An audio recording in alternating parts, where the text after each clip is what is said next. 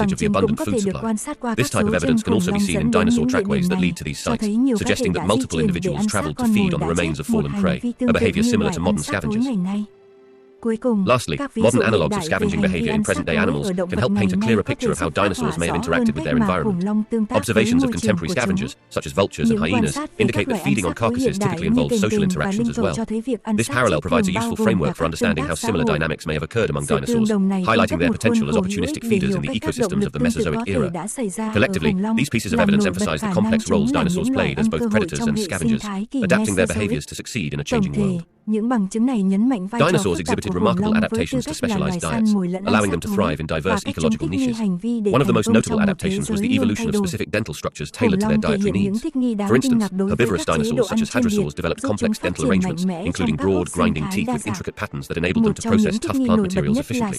This specialization facilitated the breakdown of fibrous vegetation, allowing these dinosaurs to extract maximum nutrients from their food sources. In addition to dental adaptations, many herbivorous dinosaurs evolved unique feeding behaviors based on the types of plants available in their habitats. For example, the long-necked sauropods developed the ability to reach high into trees to access leaves that were out of reach for many other herbivores. This adaptation allowed them to exploit a food source that fewer competitors could easily access, giving them an advantage in their ecosystems. Similarly, certain ornithopods demonstrated the ability to graze low-lying plants, showcasing their adaptability to different types of vegetation. Carnivorous dinosaurs also displayed specialized adaptations based on their dietary preferences. For example, some theropods like Velociraptor developed sharp curved claws in addition to their serrated teeth, enhancing their ability to grasp and incapacitate prey. These adaptations reflected their predatory lifestyle, allowing them to tackle a range of prey sizes effectively. Furthermore, some larger carnivores like Giganotosaurus had evolved robust body structures and powerful teeth to hunt large herbivores, making them apex predators in their ecosystems. Finally, dietary specialization extended to omnivorous dinosaurs, which displayed a fascinating set of adaptations that allowed them to take advantage of both plant and animal sources. These dinosaurs often had a combination of sharp and flat teeth, enabling them to consume a varied diet of fruits, seeds, and small animals. This adaptability provided them with the flexibility to thrive in different environments, as they could shift their feeding strategies depending on food availability. Overall, these specialized adaptations illustrate the dynamic interplay between dinosaurs and their environments, showcasing their ability to innovate and survive amidst changing ecological conditions. Herbivorous dinosaurs developed a variety of defensive adaptations to protect themselves from predators, showcasing a range of evolutionary strategies tailored to their environments. One of the most recognizable adaptations was physical size. Many large herbivorous dinosaurs, such as sauropods, evolved to be immense, providing a natural defense against predators. Their sheer size often deterred smaller carnivores, as taking down such massive creatures would require significant effort and risk. In addition to size, many herbivorous dinosaurs possessed formidable physical features. Some species, like stegosaurs, were equipped with spikes and plates that not only served to deter attacks, but also displayed their health and strength to potential mates. Triceratops and other ceratopsians developed strong horns and robust frills, which provided both offensive and defensive capabilities. These structures could be used to ward off predators, and in the case of Triceratops, engage in combat with rivals over territorial mates. Behavioral adaptations also played a crucial role in the defense of herbivorous dinosaurs. Many species, particularly those that lived in herds, benefited from collective vigilance. By traveling in groups, they could better detect potential threats and support one another in the face of danger. This social behavior allowed them to confuse predators, making it more difficult for a single individual to be targeted during an attack. Some dinosaurs developed fascinating adaptations related to camouflage and mimicry, which provided vital protection against predators. These strategies allowed them to blend into their environments or imitate other, less vulnerable organisms, giving them a significant survival advantage. Although direct fossil evidence for these behaviors is limited, paleontologists have drawn insights from modern analogues and the anatomical features visible in dinosaur fossils. One of the most intriguing mechanisms of camouflage among dinosaurs involved their coloration and skin patterns. Many scientists suggest that some dinosaurs exhibited shades and patterns that helped them blend into their surroundings, much like modern-day reptiles and birds. For instance, smaller dinosaurs might have had mottled skin similar to that of contemporary tree-dwelling lizards, enabling them to hide in foliage or on tree bark. This form of camouflage would have been particularly important for avoiding the attention of larger predators. Mimicry, while less commonly discussed, may have played a role in dinosaur survival as well. Some species could have evolved physical features that resembled those of less palatable or dangerous animals, potentially deterring predators. Although specific examples are challenging to establish due to the lack of direct evidence, one can draw parallels from modern ecosystems where certain snakes or insects have evolved to imitate the appearance of venomous species, thus avoiding predation through deception. Additionally, some dinosaurs might have used their behaviors in conjunction with their physical features to enhance their protective strategies. For example, remaining still in a concealed position when threatened or utilizing dense vegetation for cover would serve to enhance any camouflage they might have had. This combination of behavioral adaptations with potential coloration strategies highlights a nuanced understanding of how certain dinosaurs may have employed camouflage and mimicry to navigate their predatory environments successfully. Collectively, such adaptations reveal the remarkable evolutionary innovation present in dinosaurs, equipping them to face the challenges of survival in their diverse ecosystems. Head crests and frills in various dinosaur species served multiple purposes that were crucial for communication, mating displays, defense, and thermoregulation. These distinctive features were particularly prominent in ceratopsians, such as Triceratops, and in some theropods like the famous dinosaur Parasaurolophus. The variations in size, shape, and ornamentation of these structures provide important insights into their functional significance. One of the primary purposes of head crests and frills was likely related to display and communication among individuals. The elaborate structures could have served as visual signals to attract mates or assert dominance within social groups. Brightly colored crests or intricate frills may have enhanced visibility, allowing individuals to signal their fitness and health to potential partners. In species that lived in herds, such features could have also played a role in social interactions, helping to establish hierarchy and cohesion within the group. In addition to social signaling, head crests and frills might have offered some defensive advantages. For example, specific features could have provided a protective barrier against predatory attacks, shielding vital areas such as the neck and head. By presenting these intimidating structures to threats, dinosaurs like Triceratops could appear larger and more formidable, potentially deterring predators. Additionally, the presence of horns or sharp edges on frills might have been used in physical confrontations with rivals during mating contests or territory disputes. Lastly, some researchers suggest that crests and frills may have played a role in thermoregulation. The large surface area of these structures could have helped dissipate heat, allowing dinosaurs to regulate their body temperature more efficiently in certain climates. This adaptation would have been particularly beneficial in warmer environments, giving them a physiological advantage as they engaged in activities such as foraging or displaying behaviors. Overall, the evolution of head crests and frills highlights the complexity of dinosaur behavior and adaptation. By serving functions related to communication, defense, and thermoregulation, these features contributed significantly to the survival and success of various dinosaur species in the diverse ecosystems of the Mesozoic era. Dinosaur armor and spikes were highly effective adaptations that served as important defensive mechanisms against predators. These physical features evolved in various species, particularly in dinosaurs like ankylosaurs and stegosaurs. The presence of bony plates, spikes, and armored skin provided multiple layers of protection, enhancing their chances of survival in a world filled with formidable predators. Armored dinosaurs like Ankylosaurus showcased a body covered with thick, bony scutes. These plates acted like a shell, providing a tough exterior that could absorb and deflect attacks from predators. The compactness and rigidity of this armor not only made it difficult for carnivores to inflict damage, but also helped protect vital organs and tissues. In addition to their tough exterior, many armored dinosaurs had tails equipped with club-like structures or spikes. These powerful tails could be swung with significant force, allowing the dinosaurs to fend off attackers effectively. The ability to deliver a strong defensive blow significantly increased their survivability during predator encounters. Spikes and other defensive structures also contributed to intimidation as a form of passive defense. Dinosaurs such as Stegosaurus featured prominent spikes along their backs, making them less appealing targets for predators. The sight of such formidable defensive adaptations could deter some carnivores from attacking. By presenting these threatening spikes or armoring in encounters, these dinosaurs could potentially avoid confrontation altogether, sparing themselves from the risks associated with an attack.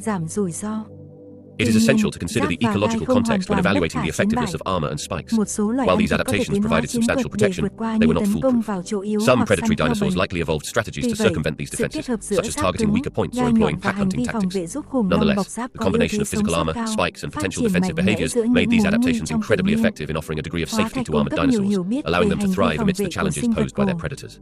Fossil records provide fascinating insights into the defensive behaviors of ancient organisms. One of the most compelling pieces of evidence comes from the physical characteristics of prehistoric animals and plants. For example, many species developed protective features such as thick shells, spines, or armored plating. The presence of these traits suggests that they evolved as defenses against predators. The distinctive characteristics like the horns on ceratopsians or the encased bodies of trilobites indicate that these organisms faced significant predation pressures. Additionally, trace fossils offer crucial insights into these defensive behaviors. Fossilized footprints or burrows can signify that animals were attempting to escape from threats or were hiding from potential predators. For instance, certain fossilized burrows show signs of being constructed more robustly or in a way that would allow easier access to fleeing, but also provide protection against threats. These behaviors demonstrate not just the act of fleeing, but an intelligent design in their habitat that indicates a need to defend against predators that were present at that time. Paleoecological studies also play an essential role in understanding defensive behavior. By examining the assemblages of fossilized remains found in certain strata, paleontologists can deduce predator-prey dynamics. A large presence of predatory species along with the remains of herbivorous species may suggest that those herbivores were actively developing defenses. Evidence of bite marks on fossils can indicate interactions that led to the evolution of protective traits. Furthermore, some fossils include evidence of communal defense strategies. For example, groups of certain species are found fossilized together, exhibiting a potential strategy to fend off predators through numbers. This communal behavior stands as a testament to how social structures might have evolved as a defense mechanism. Such evidence illustrates that even in the ancient world, organisms were not solely passive victims. They actively adapted and developed strategies for survival.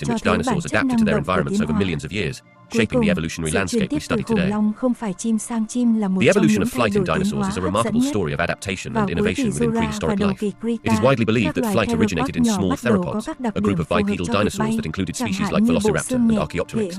Key to this evolutionary transition was the development of features that facilitated aerial movement. Initially, feathered limbs likely provided insulation or display functions.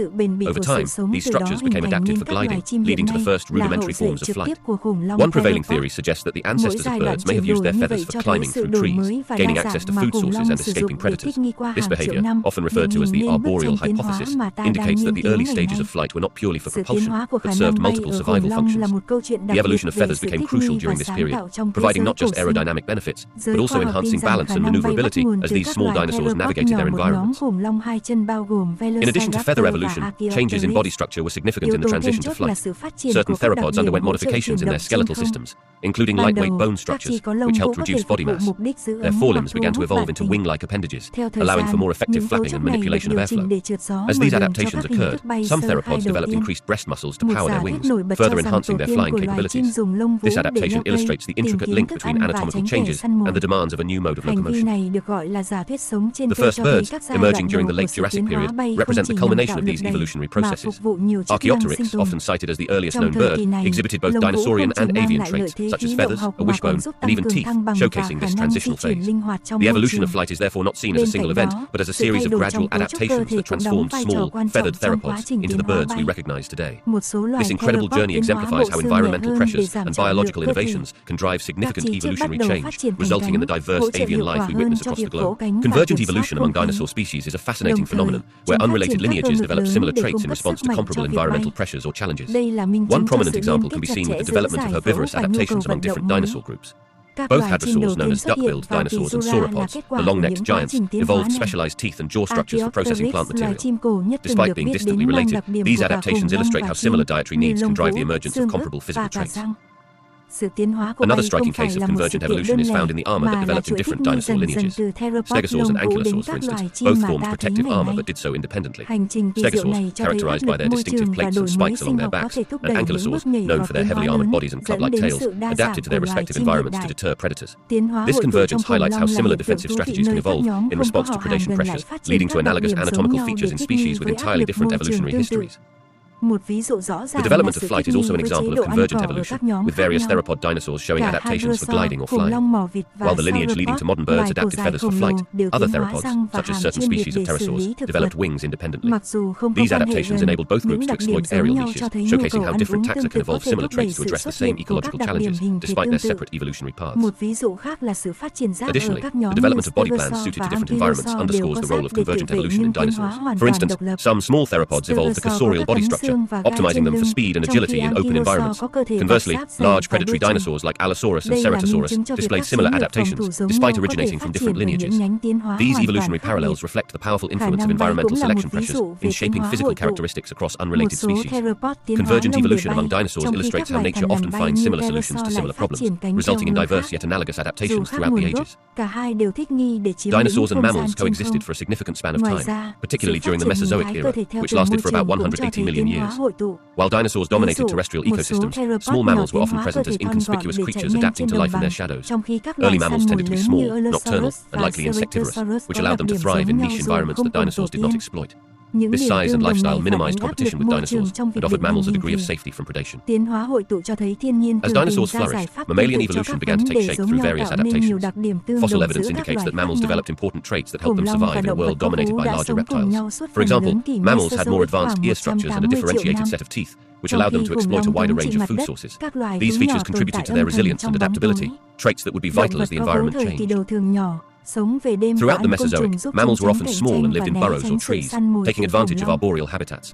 This adaptation not only provided safety from larger predators, but also opened up access to different food sources. Interestingly, some mammals developed similar traits to their dinosaur counterparts, illustrating convergent evolution. For instance, the presence of gliding mammals during this era shows how different lineages can evolve similar adaptations based on their environmental needs. The coexistence of dinosaurs and mammals shifted dramatically during the Cretaceous-Paleogene extinction event, approximately 66 million years ago.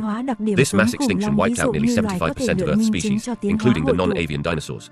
In the aftermath, mammals seized the opportunity to diversify and evolve rapidly, entering niches left vacant by their dinosaurian competitors. This led to the gradual emergence of larger mammals, ultimately leading to the rich diversity of mammalian life we observe today. The evolutionary history of dinosaurs and mammals thus reflects a complex interplay of survival, adaptation, and change, showcasing how life continues to evolve in response to environmental shifts.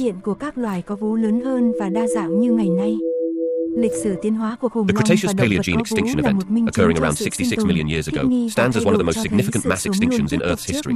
This event marked the boundary between the Cretaceous period, known for the dominance of dinosaurs, and the Paleogene period, which saw the rise of mammals. It resulted in the extinction of approximately 75% of all species on the planet, including the non-avian dinosaurs, marine reptiles, and many plant species. The unfolding of this dramatic extinction event is often attributed to a combination of catastrophic causes, but the most popular theory centers around a massive asteroid impact.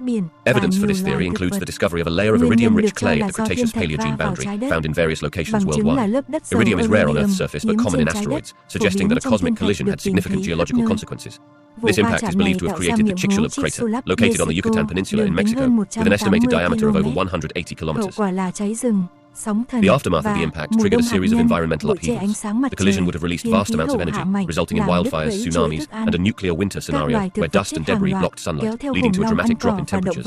This sudden change in climate would have disrupted photosynthesis, causing a collapse of food chains both on land and in the oceans. As a result, many plant species became extinct, significantly affecting herbivorous dinosaurs and those that relied on them for sustenance. While the asteroid impact is the most widely acknowledged cause, other factors likely contributed to the extinction event. Extensive volcanic activity, particularly in the Deccan Traps region of present-day India, released large volumes of volcanic gases, including carbon dioxide and sulfur dioxide.